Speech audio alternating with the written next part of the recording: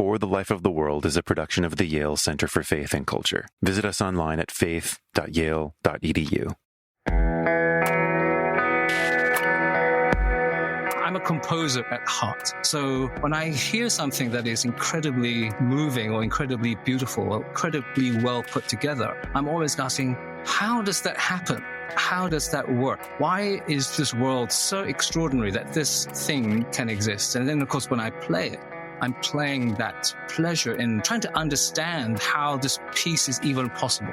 I think that's the key for me as a kind of composerly kind of thinker, that, oh my gosh, this piece of music has occurred, has happened in the world, and it is so, so wonderful.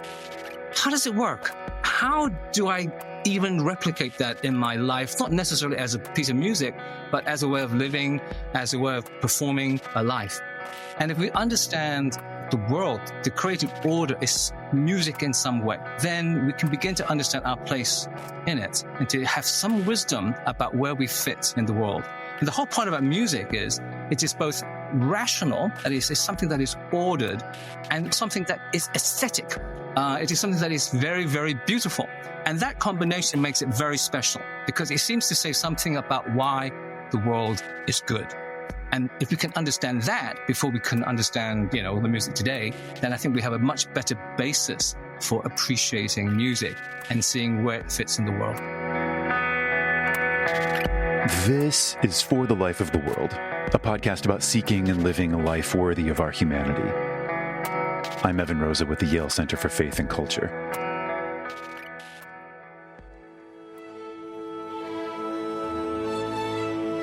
Can music teach us how to live?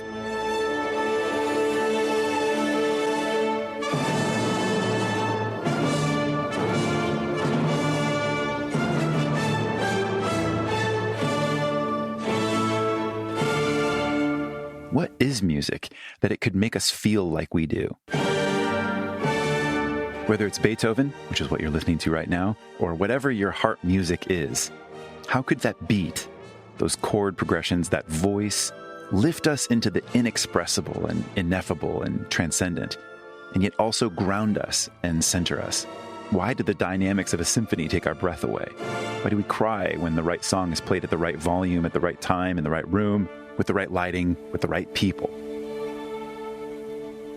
Music, listening to it, making it, loving it, is, you might say, instrumental to my own personal sense of meaning and purpose. It gives my experience color and accent. It draws me together with my family and my close friends. It brings me closer to God. Music is powerful and beautiful. And my guest today, musicologist Daniel Chua, argues that music is most fundamentally rhythm. It's not melody, because melody, the notes we sing or play, can all be broken down into the vibrational frequencies of physical objects that our ears are tuned to detect. That one pulse of rhythm, when vibrating in the right way, becomes melody, becomes harmony. And further for Daniel, music most definitely isn't a product of human consumption or entertainment. Rather, it's a gift, a generous gift, a grace that exists before and outside of us in a created, ordered, harmonious cosmos that we inhabit and enjoy. Daniel is a musicologist, but a composer at heart. And he's professor of music at the University of Hong Kong. He's the author of several books on music in historical and philosophical and theological perspective. And he's also one of the original members of the Yale Center for Faith and Culture's Life Worth Living network. He's been teaching his own version of life worth living at the University of Hong Kong for many years. And his latest book is called Music and Joy. It's a super fascinating exploration of the human encounter with and experience of music in all its cosmic mystery and grandeur. And here's Daniel describing some of what he's trying to do in the book.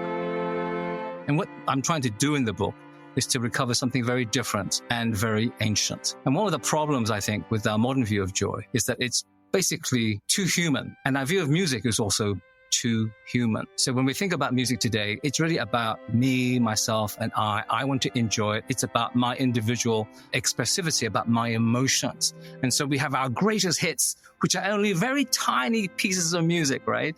If you think about it, we're now very fearful about AI because it can produce all this kind of human music very easily because it's tiny and puny and easily replicable. But the view of music that I want to bring to our attention is a view of music that is far more cosmic. And it goes back, way, way back, to the ancient world with Confucius, with Pythagoras, and with Augustine and Clement of Alexandria and so on. This is a completely different view of music and a completely different view of joy that is actually beyond the human. In fact, it doesn't even need humans to be there, but it is a gift for us to enjoy. Now, the title might mislead you because music, he says, is not joy. Instead, music is disclosure, revelation, mystery revealed, even if it's just minor glances through a glass darkly that might teach us how to live.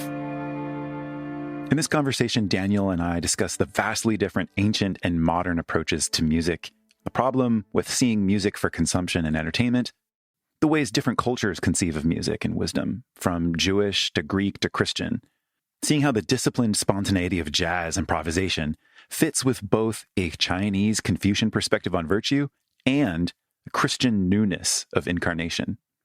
Throughout the interview, we'll offer a few segments of the music Daniel discusses, including Beethoven's Opus 132, one of Daniel's favorites, and of course the Ode to Joy from Beethoven's Ninth Symphony. And here his comments totally change the way I understand this familiar piece. He's got an absolutely wonderful take on John Cage's controversial 4 minutes and 33 seconds, which Daniel recommends we listen to every single day, and which we're going to play during this episode toward the end. Don't miss it. Finally, we explore St. Augustine and the worshipful jubilance of singing in the midst of one's work to find rhythm and joy that is beyond suffering. Ultimately, Daniel offers compelling and insightful and just plain enjoyable reflections on music, joy, and how it all fits into a life that's worthy of our humanity. Thanks for listening.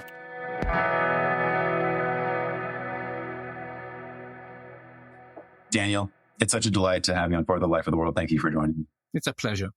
I'm so excited about this new book, Music and Joy. I do want to start with your personal investment in music. How were you introduced to it, and in what sense do you love it?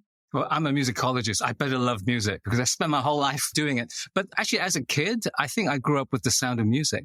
And that was a record that I used to put on my LP all the time.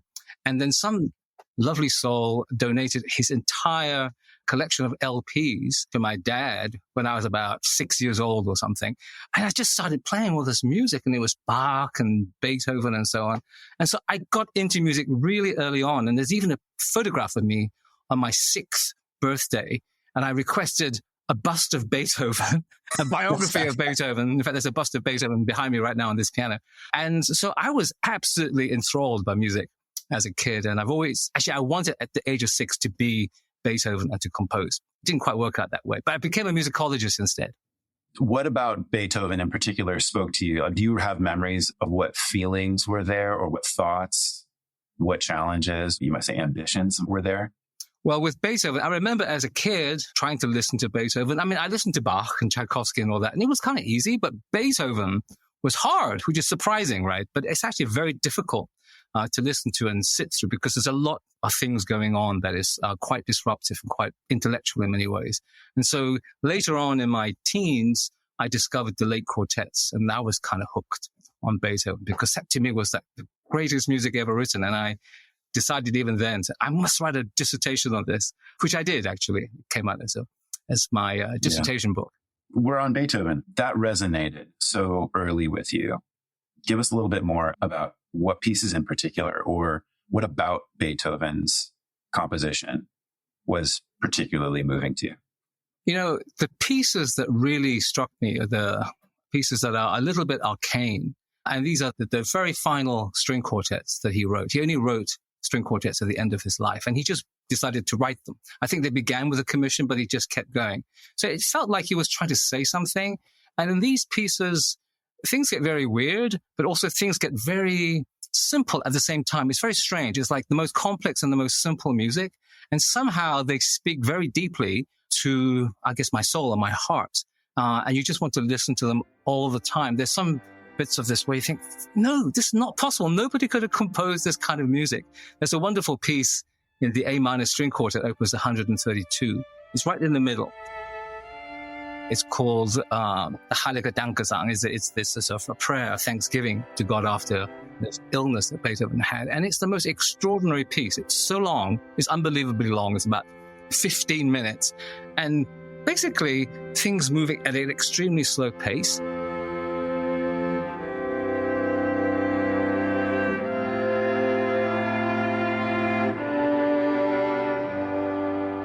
And you're thinking, this is not the early 19th century. Where am I? What is happening in this music? Why is it so peculiar and so beautiful at the same time? And I just could not imagine that somebody could have composed something like that. So that's my Beethoven, the Beethoven of, wow, that's extraordinary. How did that happen? And why is that so beautiful?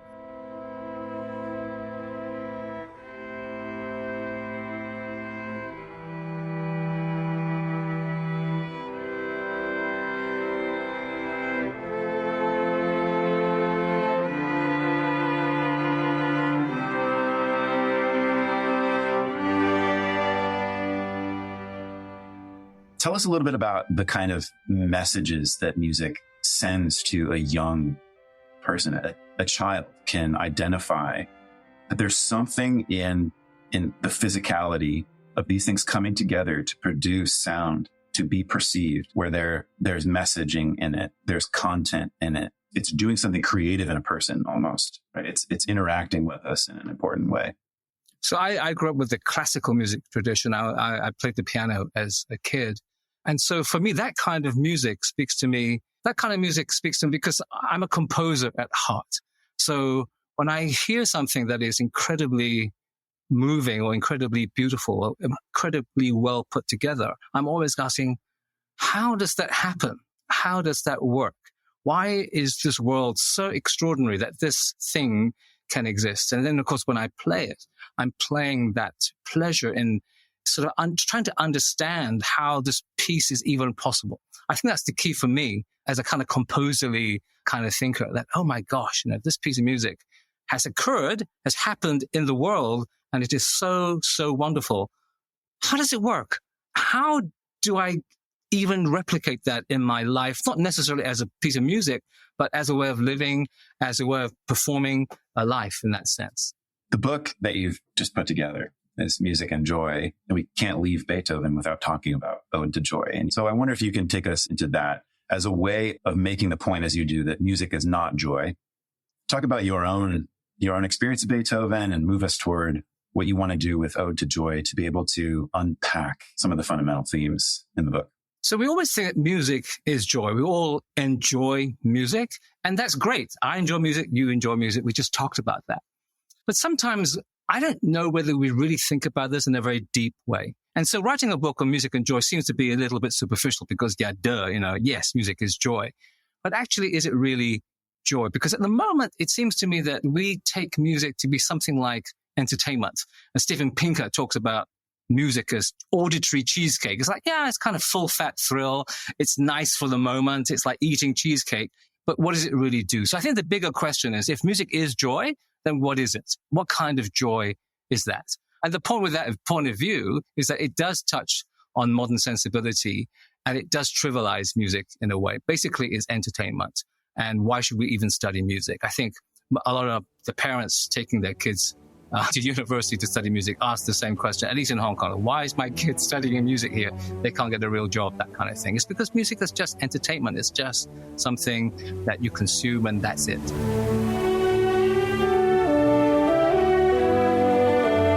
The interesting thing about Beethoven's Ninth Symphony, the Ode to Joy, is that it really reveals to us a modern take on joy. And the really weird thing about that symphony is that if you look in detail at what's happening at the very end, when the chorus comes in, it's a little bit disturbing. So it begins with what we call fanfare of terror. This is the most terrifying chord that Beethoven could imagine. In fact, at one point, it includes all the notes of the chromatic scale. It's very, very dissonant. At that moment, the voices come in, and this tenor voice comes in and says, friends, not these tones. Let's have something different. Let's talk about joy.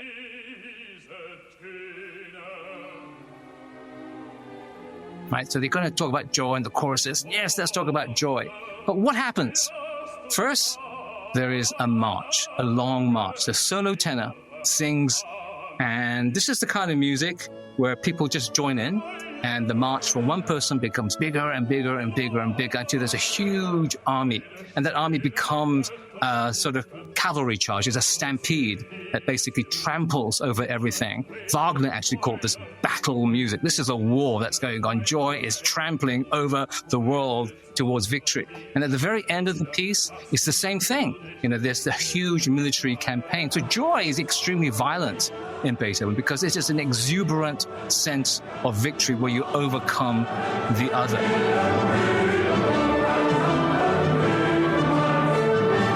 And this is a very modern, I think, notion of joy. The idea that joy is something that has to be victorious. And that's fine. That's absolutely fine. But the problem is, it depends which side you're on. So you could be victorious, as you could be a Russian and you're victorious over Ukraine. You can sing the Ode to Joy because you are victorious. It's exuberant, right? Or you could be Ukrainian and maybe you had a victory over Russia and then you could sing that too. And that happened, of course, in the Second World War. You had Beethoven's Ninth in, Hitler's Germany. You can have Beethoven's Ninth for the fall of the Berlin Wall, right? It doesn't mean that the music is necessarily bad, but it expresses a kind of joy that is about an exuberant victory. And that's usually what we want to take out of music, that kind of joy where we get, yes, this is, the kind of euphoria that I want from music. But that really isn't what joy is about in music at all.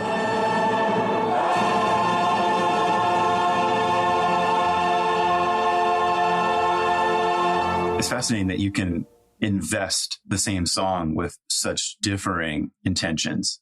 Joy is one of those things, right? It takes an intentional object, so to speak, where it can be directed at all these different things for different people, and asking the question of what are you taking joy in?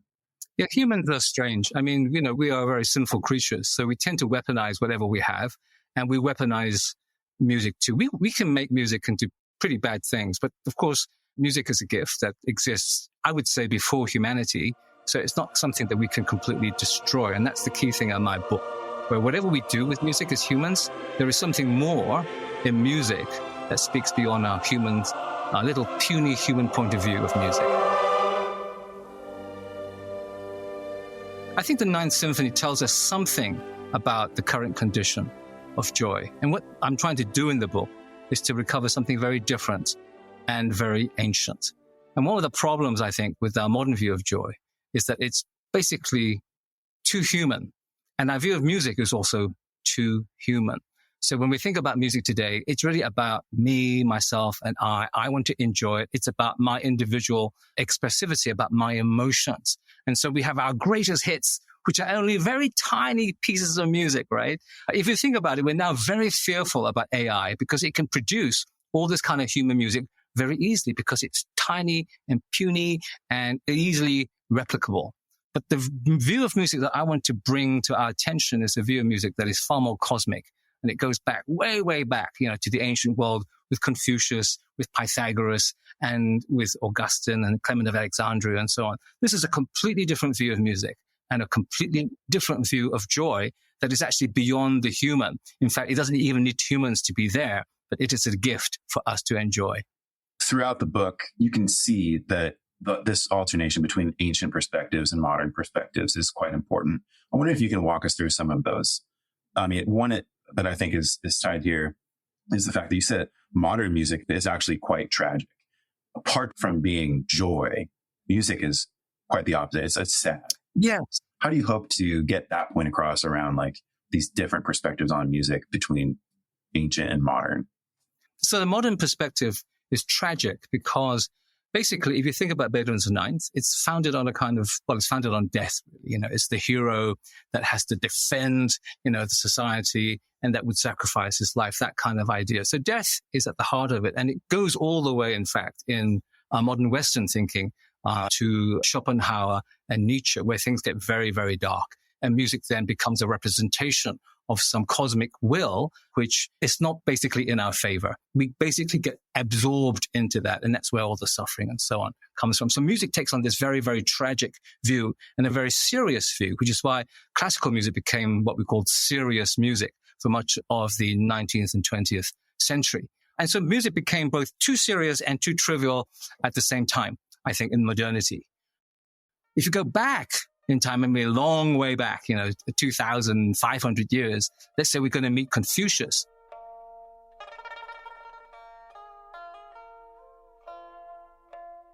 He would have a completely different view. He would say, yes, music is joy. And that's because in Chinese, the character joy is the same as the character for music. So you pronounce it differently. So joy is le and music is yue, but actually it's the same Chinese character. And so they had a whole philosophy on music and joy.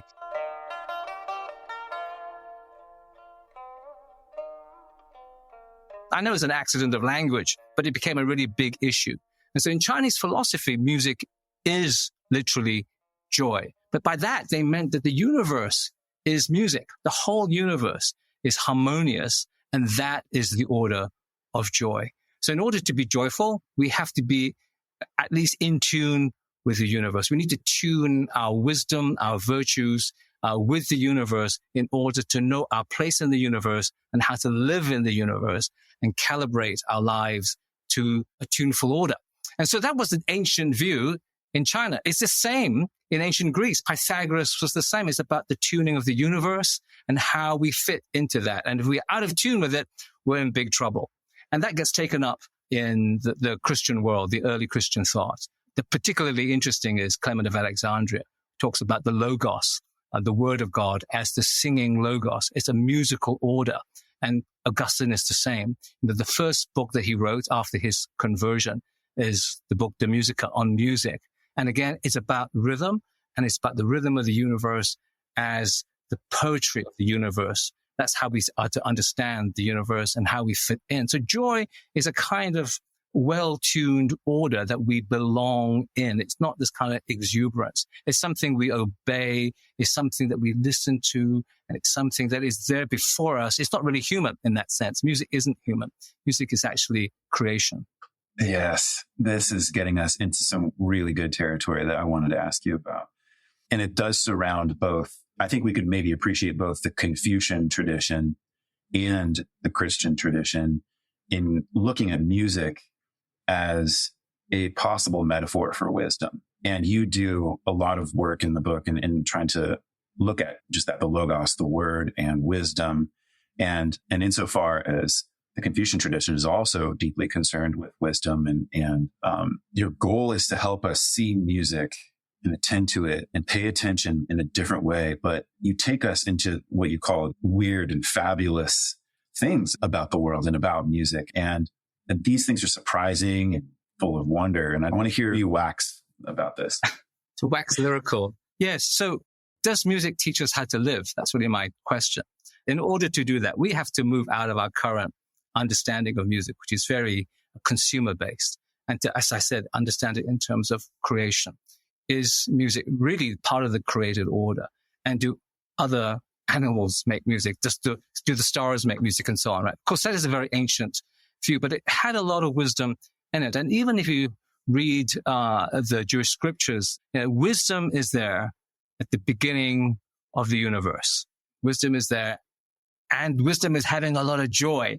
Wisdom is taking delight. This is the book of Job. It's taking a lot of delight in the universe as God is making it. And it's a kind of construction project. And somehow wisdom is just there all the time, taking delight. And this is also music, because then it talks about how the stars sang and so on, right? So, in the Jewish scripture, the understanding of music is also one of wisdom, but is wisdom in creation. And if we understand that the world, the created order, is music in some way, then we can begin to understand our place in it and to have some wisdom about where we fit in the world. And the whole point about music is it is both rational, that is, it's something that is really beautifully ordered, and or something that is aesthetic. It is something that is very, very beautiful. And that combination makes it very special, because it seems to say something about why the world is good.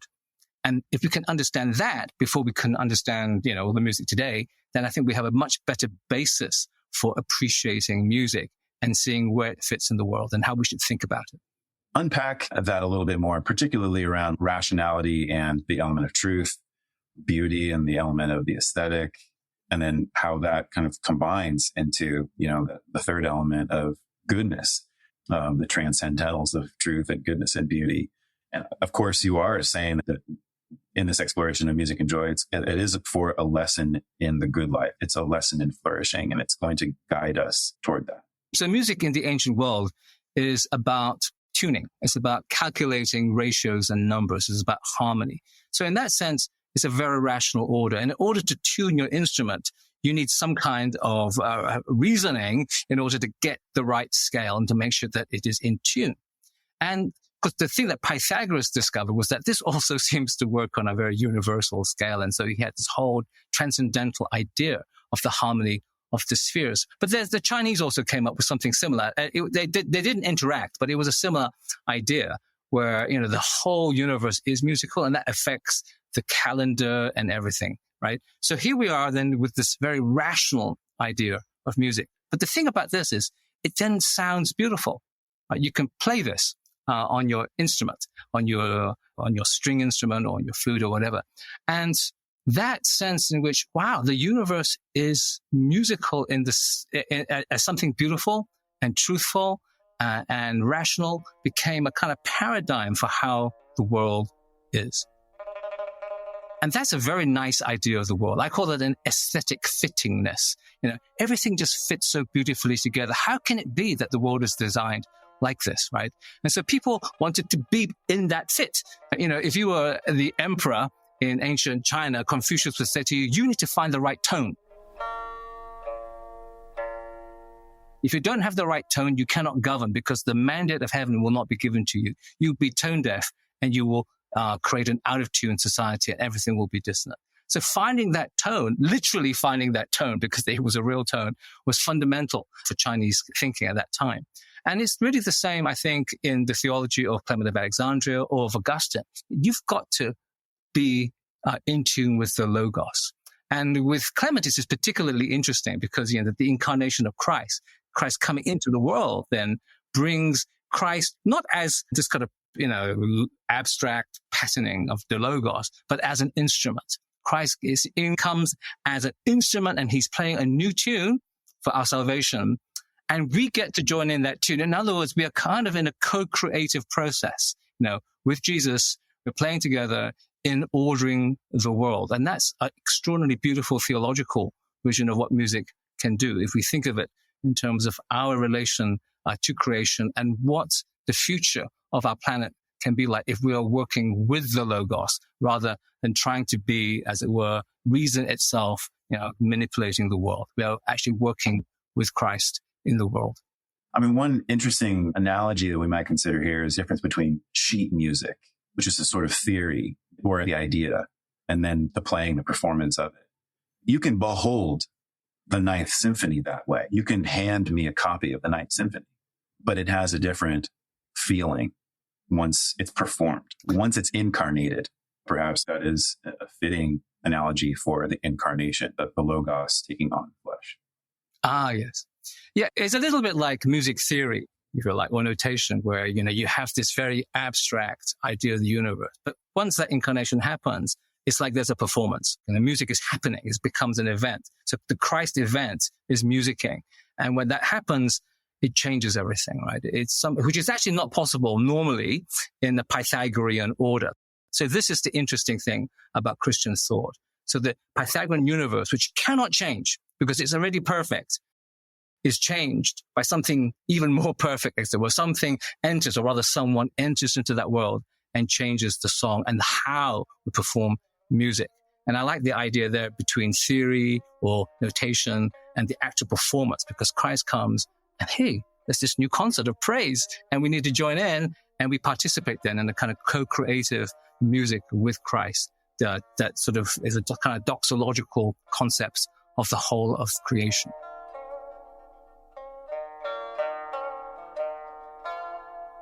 I'm thinking of the Confucian approach to harmony as a virtue, not just the musical concept. And I'm wondering if you could say a little bit more about the relational wisdom that might be on offer by thinking about music as this metaphor for how we might come together.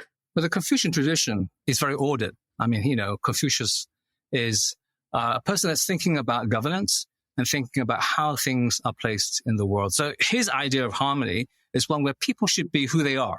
So, if you're a son, you should be a son. If you're a father, you should be a father, and so on. And this is how the cosmos is ordered. It's in tune in that sense. And finding your place in that is very important in the Confucian system.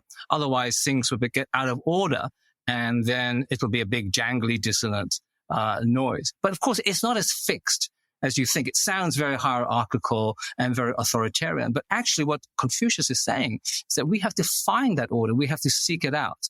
The whole point of finding the right note for the emperor isn't just, then the emperor is in charge and everybody listens to me and resonates with me. Rather, it's, no, emperor, you need to go and find that tone. What is the right tone that will resonate wisely in the rest of your kingdom? So it is not just something that is pre-ordered. It's something you should seek.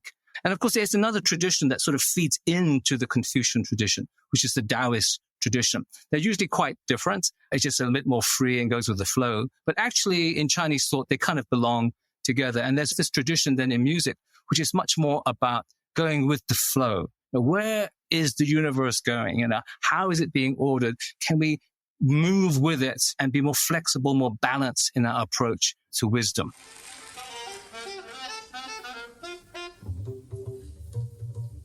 Yeah, this has ties for me to modern jazz. Yes. And the kind of improvisation that's required and the kind of practice that's required. You say in Confucian, practice makes perfect, right? You make the way by a series of actions that are searching for that tune. Yeah. And jazz offers this fantastic expression of a different kind of wisdom. And obviously it's a wisdom born through suffering and born through grief. And yet, if you listen to Coltrane, right, if you listen to a Love Supreme, even if it is born out of grief and sorrow and suffering, it comes out as exuberance. And of course, in the very playing of it, when you look at the level of play, that spontaneity and the ability to improvise and have such control over one's instrument such that it melds and creates pitch harmony, keeping in time. There's this incredible beauty that comes from the wisdom of jazz. I love that analogy with jazz and ancient Chinese musical thought, because this is true. I mean, jazz is a kind of disciplined spontaneity, which is what ancient Chinese musical thought is. With Confucius, yes, we have to keep practicing. We have to keep following these rituals. And jazz does that. A jazz musician doesn't just improvise. He or she is practicing, learning the riffs, getting into these different patterns so that it is almost immediate when you come to improvisation, right? So there's that learning process. But at some point, it becomes so natural to you that it's just part of your life. It becomes spontaneous. So a kind of disciplined spontaneity then becomes the core of joy in ancient Chinese thought, in a combination of Confucius and Taoist ideas. And then you can just follow that way, and it can lead into very surprising places that are extremely beautiful and that are new. And that's the possibility of the new, which is not possible if the order of music is simply set in stone already. I think the Pythagorean order is a little bit limited in that sense. Nothing new can actually happen in it. But with Chinese thought, there's more wiggle room, and you can begin, as it were, this kind of jazz-like improvisation. But I think it comes much more in the fore with theological thought, with the idea of the incarnation, and then something completely new, a new song happening in creation.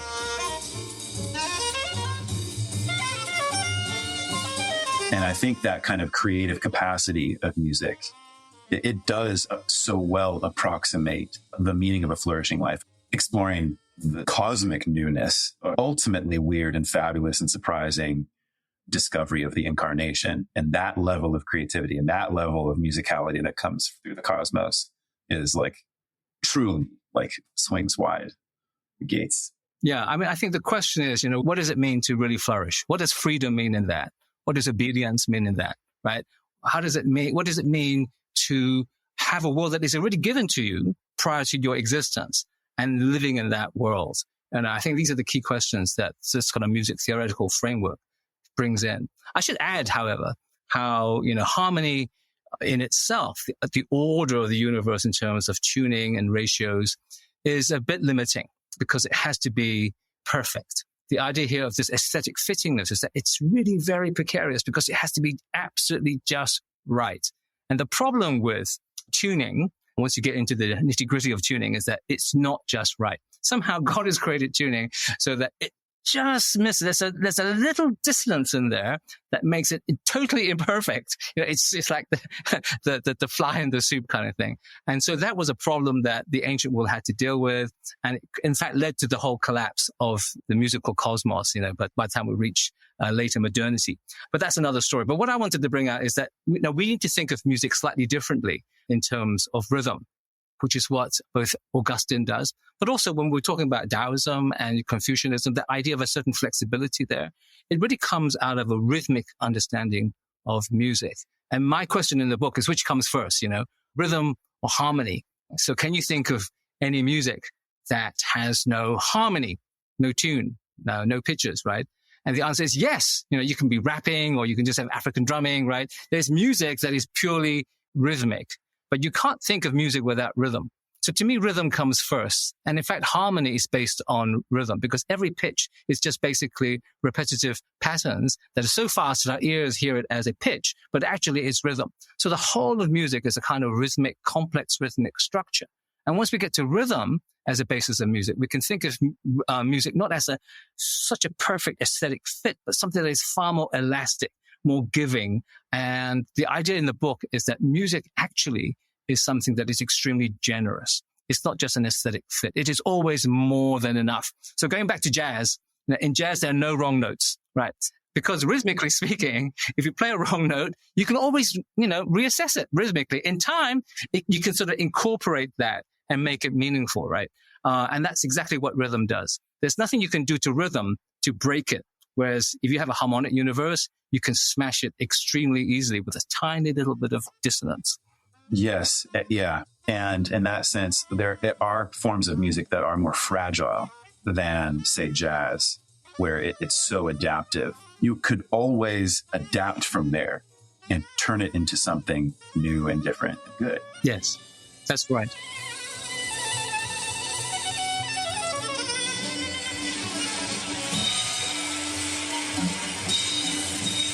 I would love to have you take us into the modern period, talking about the important link between sadness and joy.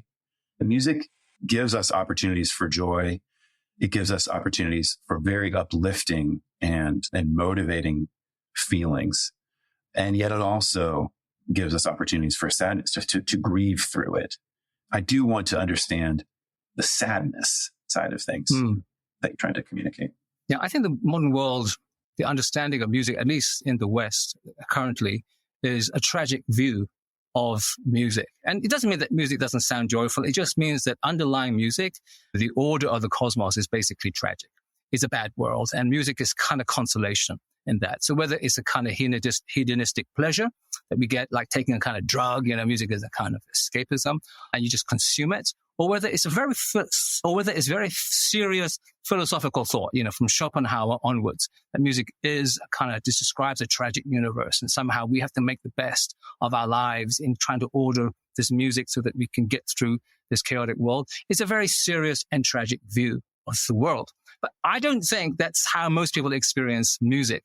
I think, something deep down inside us wants to say, actually, there's something much more to music than this particular view. So how do we get to this peculiar cul-de-sac? And I think the one way to understand music is that if music is something that exists already as part of creation, and it makes the world so extraordinarily coherent and so abundant, then life isn't really about the survival of the fittest. It's about the survival of the fitting, if you like. It's about people who flourish, right? And music helps describe that. So sometimes when we're really, really sad, we play music and we say, oh gosh, this music is sad. But my point is, actually, this music is joy in the ancient sense, because when we play sad music, when we lament, actually what's happening is that the music is making sense of our sadness. What could just fall apart, what could be just total meaninglessness and despair, becomes somehow meaningful, because music can't help but be meaningful. It is always going to be coherent when you put it together. And the craziest moment when this happens is John Cage's 4 minutes and 33 seconds. John Cage was a 20th century music theorist and composer whose work seems to generate as much confusion as it does insight. espousing ridicule when played before popular audiences in the 60s, whose ears simply weren't tuned to the frequency Cage was working on. But fellow composer Arnold Schoenberg considered him a genius. John Cage was particularly interested in sound and silence.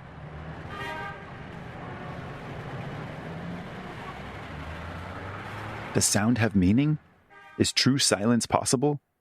Can you hear silence? Is silence music?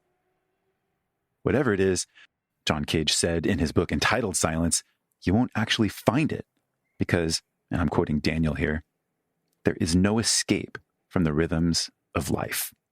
I love sounds just as they are, and I have no need for them to be anything more than what they are. And Cage's most infamous and important work might be 4 minutes and 33 seconds.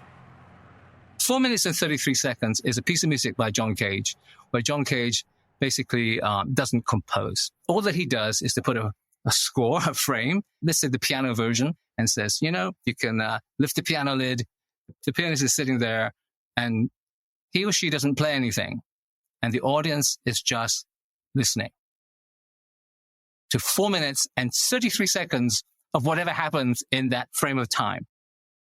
That's the piece. And it's not listening to nothing. The point isn't nihilism. You're listening to something. But that something, whatever it is, whether it's the air conditioning or a cough in the audience, is music because actually it's coherent. And in a way, he's making a statement about the fact that the universe, everywhere, wherever we are, music is there if we really attend to it, because everything actually is rhythm. He put himself in an anechoic chamber, which is a place where there's supposed to be no sound. And then he heard himself, his heartbeat, his nervous system. He says, I can't run away from sound, or from rhythm, in fact. It's just there all the time. And so music is always in the background. And our own human music is just a foregrounding of the amazing temporality of the universe. I think it does draw our attention, and yet it's avant-garde. It's important contextually to make a point about what it is to listen and what it is to attend. Insofar as we are always trying to make sense of things, we're listening to music to make sense, as you just had made that point about the way that it makes sense of our grief or sadness. It makes sense of the promise of our hopes. Music has this other capacity to help us learn to pay attention and listen. You make the suggestion that's at one point, everyone should have a daily 4 minutes and 33 seconds of listening. If we really listen, I think we will understand the world around us a little bit better, because our problem is that all we want to do is to consume the world around us or to control the world around us rather than be attentive. I think music at its best can help us to do that. And I think that's what all these ancient writers and the best modern writers on music are trying to get us to do, to really attend to the world, because it is actually harmonious and rhythmically ordered. And if you can hear that, we can hear our place in it too. You make the point there really is no silence, and it is to decenter the human perspective and see ourselves as caught up in a much larger cosmos. Yeah, if we see the world around us, whether it's a little environment or the larger environments, as a place where we need to be musical, we need to be, as you were, either in tune or in rhythm with that network of people or systems around us, then we can begin to do what music does, which is to improvise around that to make it a flourishing place. It will change it, but it'll change it, as it were, for good. And now, let's take Daniel's advice and listen to 4 minutes and 33 seconds. Of course, if you don't like this song, just skip ahead by about that much time and get on with the rest of the interview. But if you're interested in listening, truly attending to the music that's already given to you, all around you, in just this moment, then enjoy. I give you 4 minutes and 33 seconds.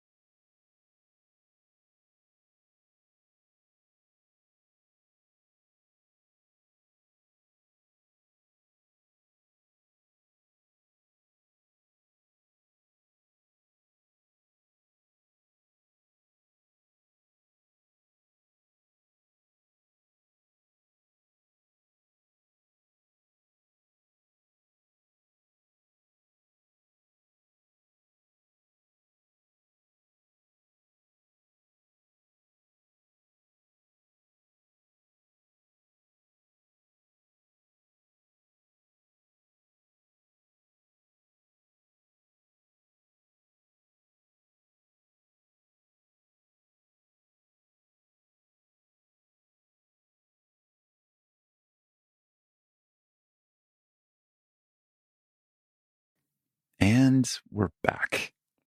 Let's move now from the practice of attention and listening to the enactment of jubilation and joy. In the moral and spiritual and intellectual turmoil of St. Augustine's youth, marked by his famous restless heart and sensual desire, Augustine hears a song. Recounted in his Confessions, he's paralyzed and in despair until he hears small children singing nearby. Pick up and read, pick up and read. And following his conversion, he'd weep openly during hymns and canticles.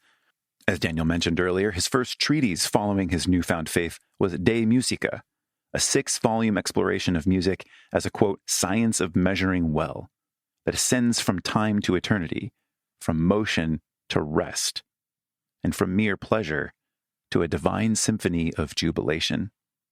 God, Augustine says in De Musica, is music.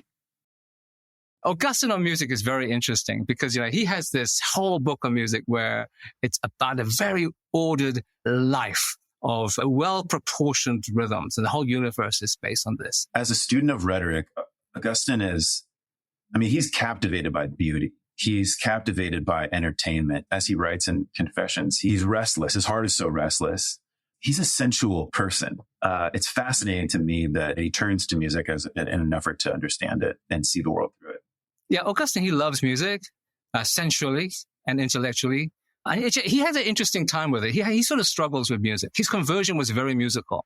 He talks about his conversion. They were singing hymns and everything, and it was very emotive. And so when he's writing the music, he's coming from that rhetorical tradition that he also inherits from sort of these ancient Greek and Roman thinking.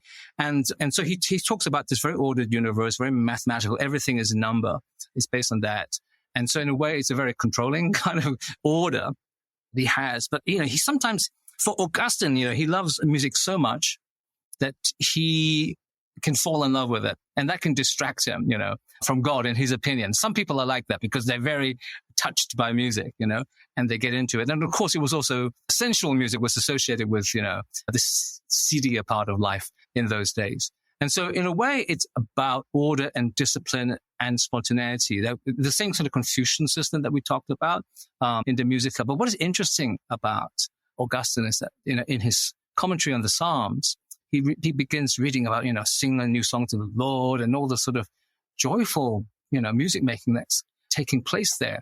And then he suddenly understands that actually there's a different way of thinking about music, that it's not just this Pythagorean sort of order of the universe, a different rhythm. And he gets this from looking at workers in the fields in North Africa. So imagine him preaching in Carthage, and he can see, in the distance of these people sort of at harvest time, and they're swinging harvesting tools. 1 by 1, 2 by 2, 3 by 3, and 4 by 4. Take all the hand of 3 and 4, 3 and let me go. We are free. And in that swing, that creates a kind of rhythm.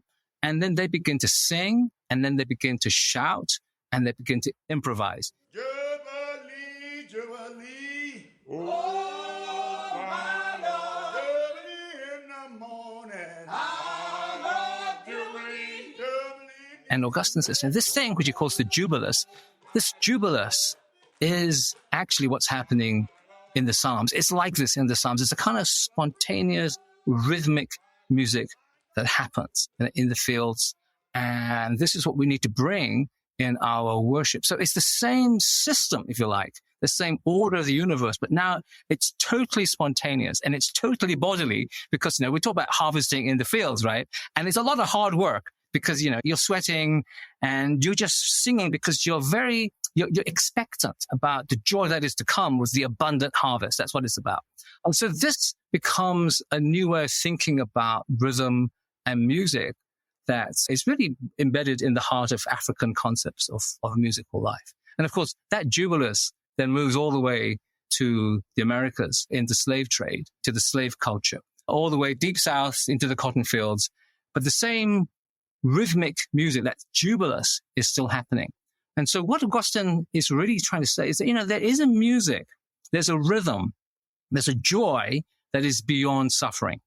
And it is lived out, I think, in the slave culture here, where, the rhythm becomes this defiant joy that will not be crushed, a joy that looks beyond the immediate and calls down, as it were, the justice of heaven on earth.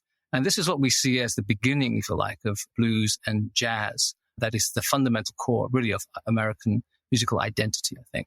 And that's a very powerful testimony to what a more cosmic, rhythmic view of music is, and a more robust understanding of joy that isn't just for the moment, just to be consumed, or just a kind of victory. It's something that simply is, something that is a fundamental ethos that orientates our life towards what is good.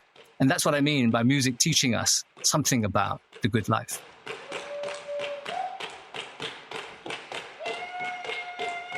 I wonder if you might close with a benediction of sorts for the listener, based on what you've learned to this point, studying music so closely and looking at its place in the cosmos.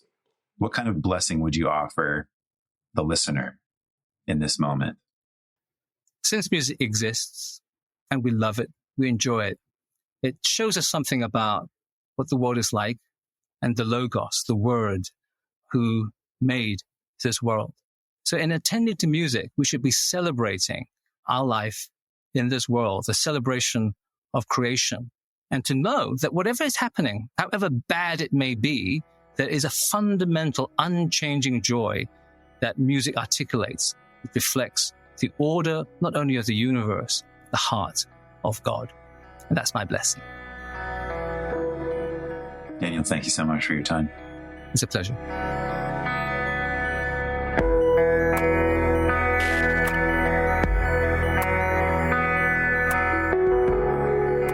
For the Life of the World is a production of the Yale Center for Faith and Culture at Yale Divinity School. This episode featured Daniel Chua. Production assistance by Casey Barrett. I'm Evan Rosa, and I edit and produce the show. For more information, visit us online at faith.yale.edu, where you can find past episodes, articles, books, and other educational resources that help people envision and pursue lives worthy of our humanity.